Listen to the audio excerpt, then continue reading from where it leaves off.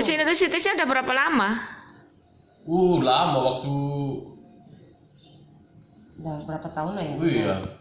Itu tiap nggak pengen rasanya nggak pilek. Dalam seminggu itu 1 hari lah plong kan. Yang 5 harinya pilek terus. Itu berapa tahun dah? Udah lama lah kak. 5 tahun ada? Di Malaysia itu. Berarti 5 tahun lebih? Kayak gitu terus? Iya. Jadi bawa sapu tangan terus? Kok sapu tangan? Tisu terus? Iya. Mau tidur pun susah. Oh gitu. Terus minum Unkarya habis berapa botol?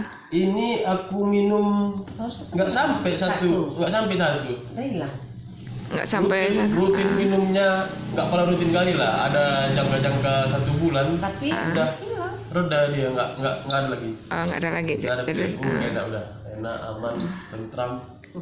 ini Bapak Ibu, ini saya video sembunyi-sembunyi, tadinya nggak mau di video nih. Ini dengan udah siapa dah? Hasibuan. Orang Medan ya? Iya. Kirain orang Padang.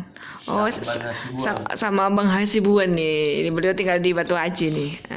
Sama Nyonya. Nyonya kan ini udah kenal lah. Orang lama ini.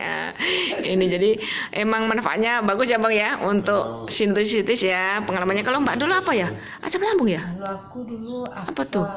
Pendarahan itu loh. Oh, pendarahan yang nggak berhenti ya.